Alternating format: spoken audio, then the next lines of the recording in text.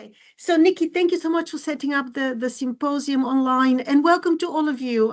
Good morning, afternoon, evening, wherever you are. We are thrilled that you've given us some of your time to join us for this symposium. And the focus is inclusivity and how we navigate this incredibly complex concept in our assessment community.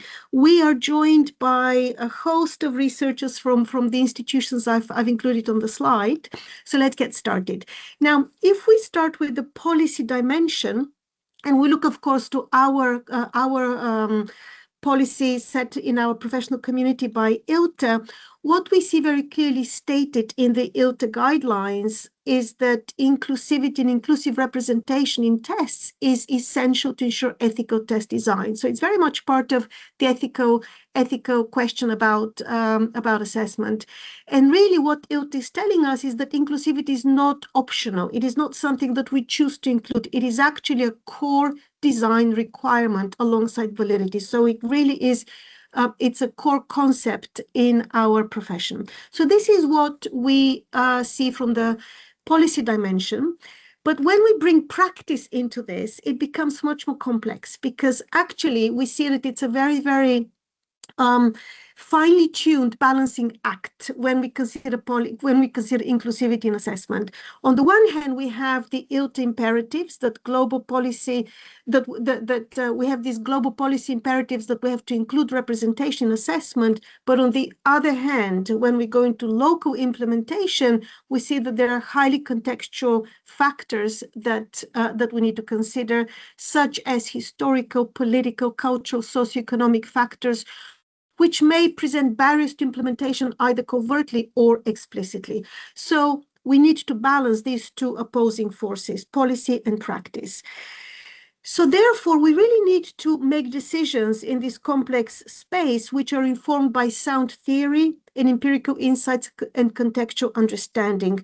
Any decision we make has to be embedded in this, in theory, evidence, and context.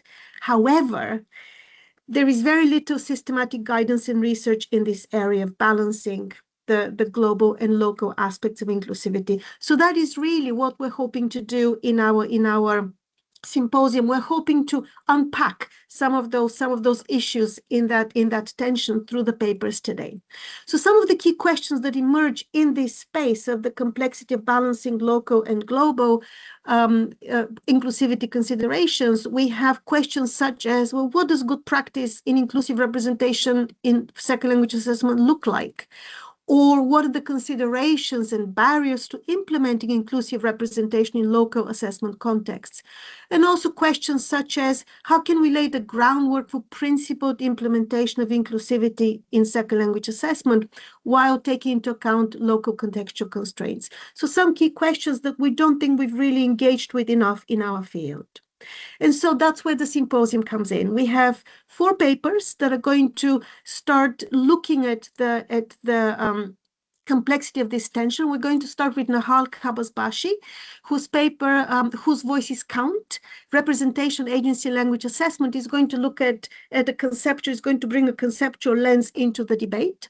Then we're going to move on to a paper by Carla Pastorino Campos and Amy Devine, titled Trying to Do the Right Thing, Constraints to Representation in International English Language Tests. So what does representation in international assessment looks like? Then we move to a paper by Janine Metallic and Beverly Baker, looking at language test content on indigenous topics and how we can provide guidelines for item writers.